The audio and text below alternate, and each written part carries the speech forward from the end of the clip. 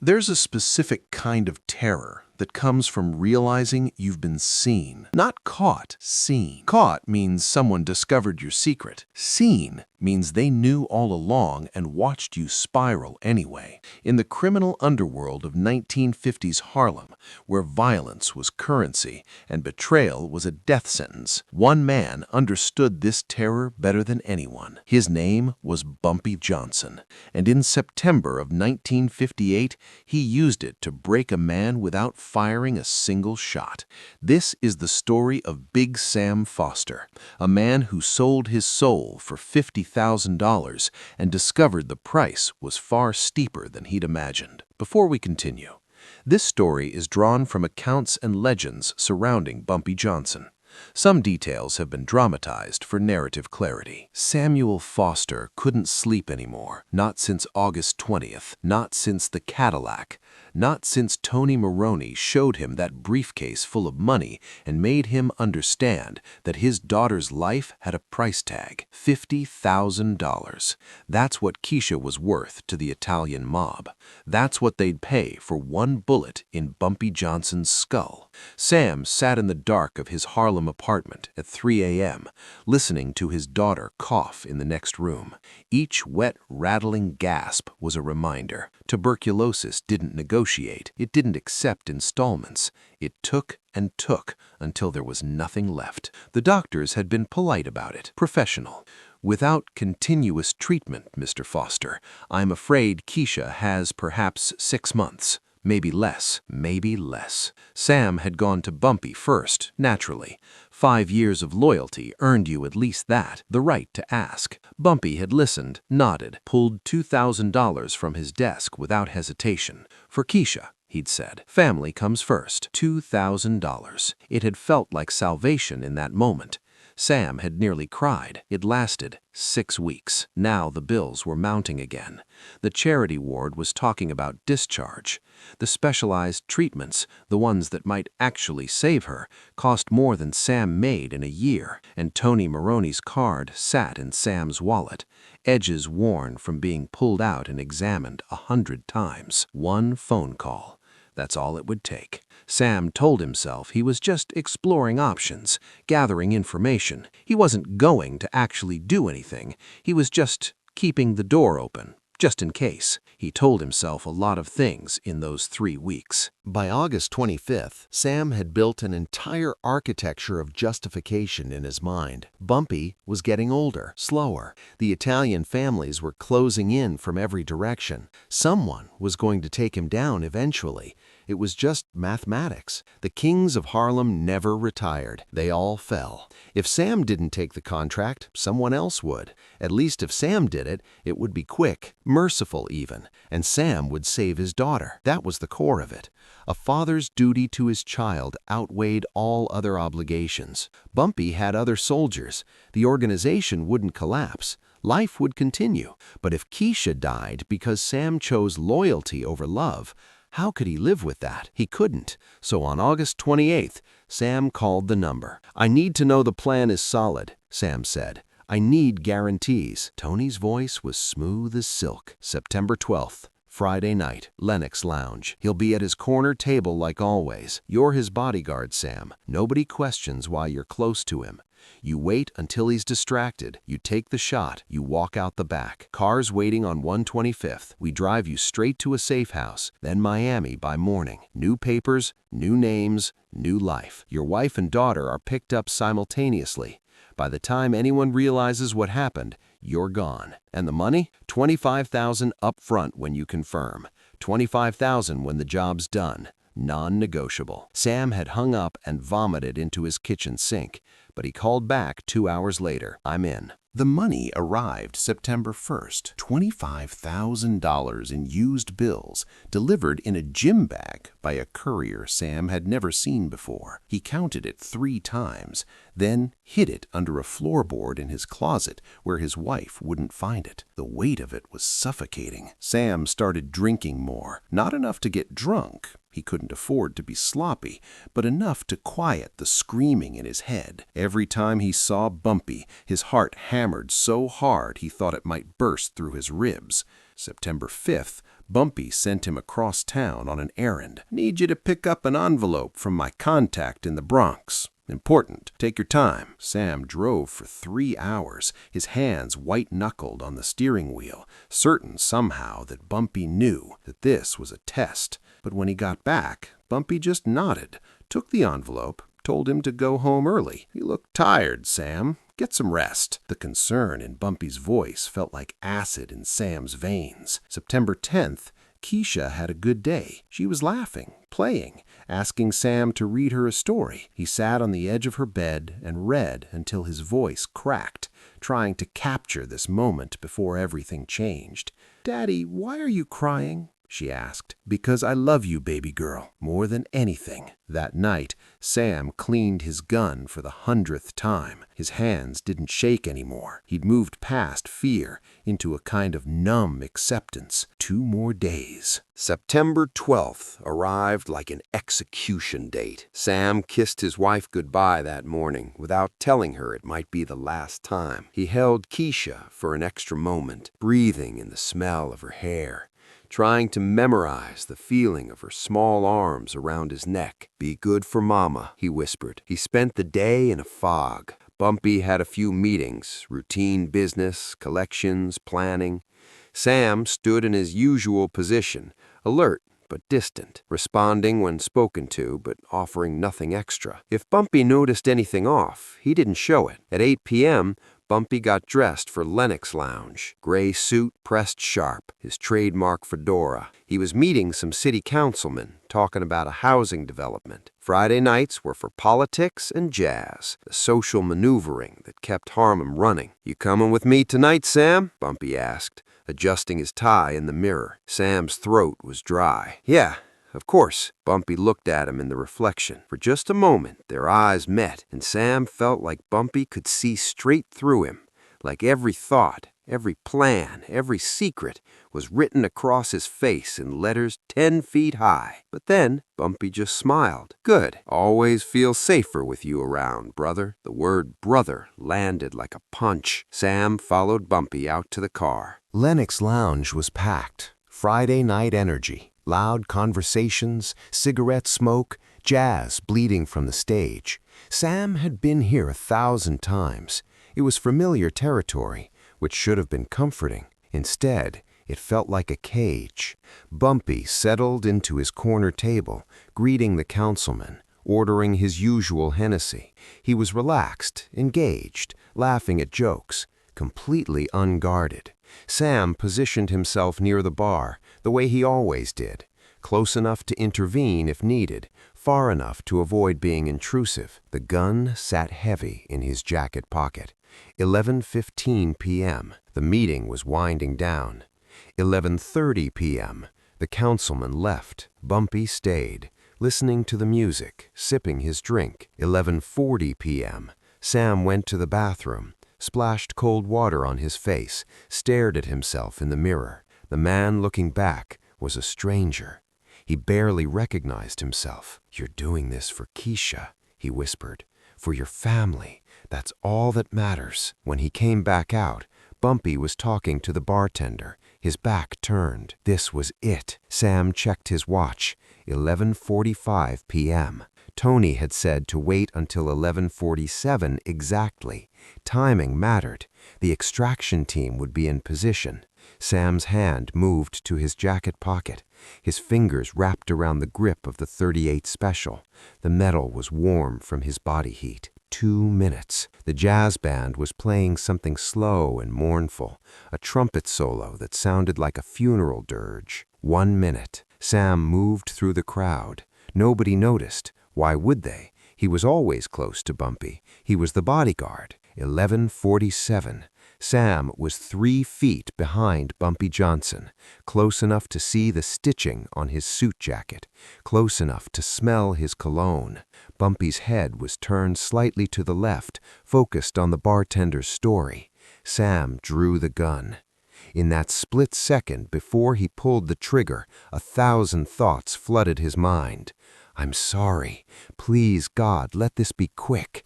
Keisha, Daddy loves you. Forgive me." He pulled the trigger. click. The sound was deafening in its wrongness, not the explosion Sam expected, just a hollow, mechanical click, the firing pin striking empty space.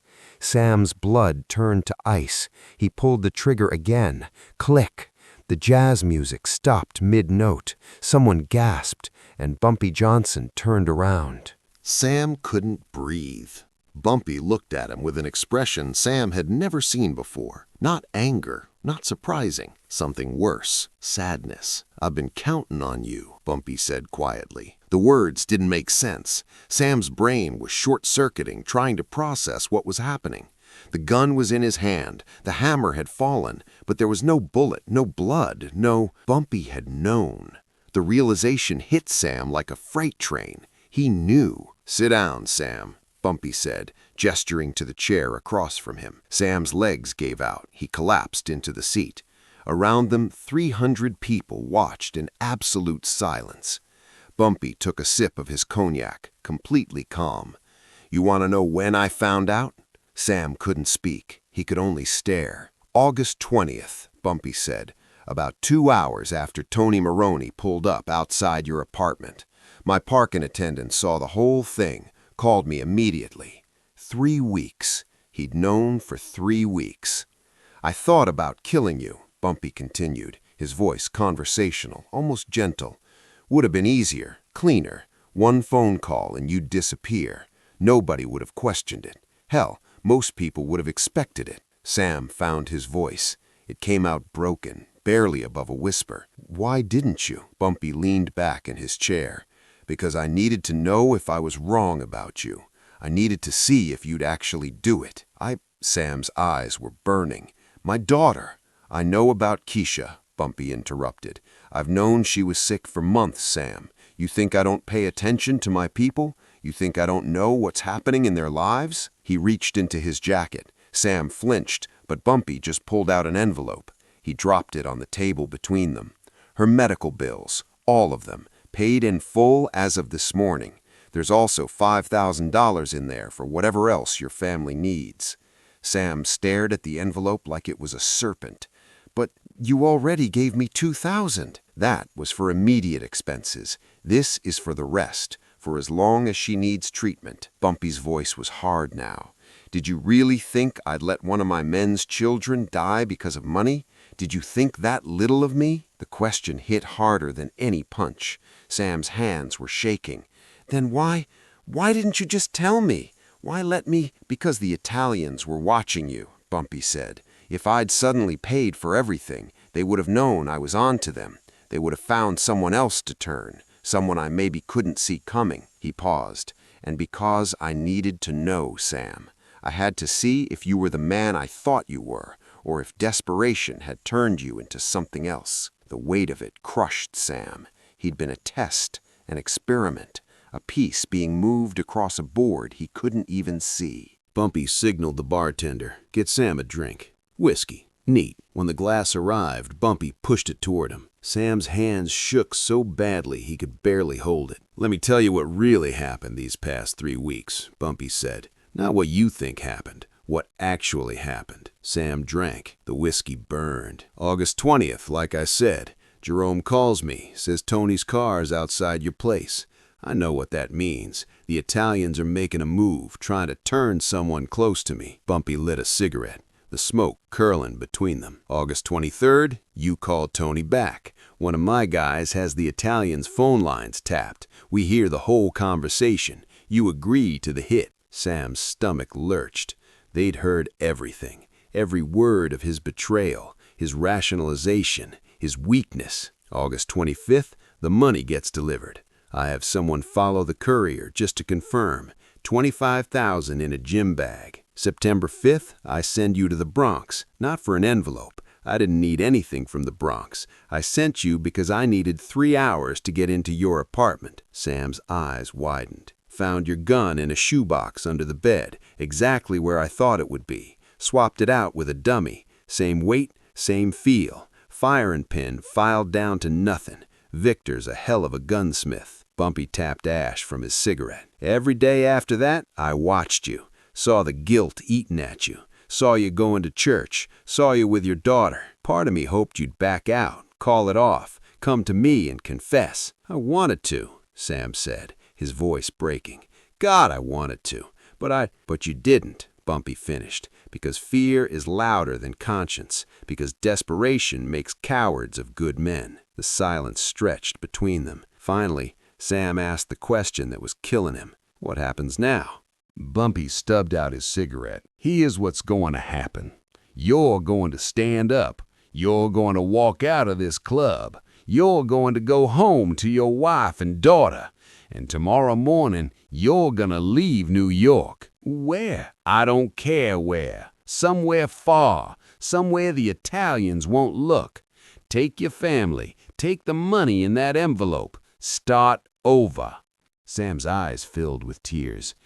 You're letting me go? I'm showing you mercy, Bumpy corrected. Not because you deserve it, but because your daughter does, because your wife does, because killing you accomplishes nothing except making another widow and orphan in Harlem. He leaned forward.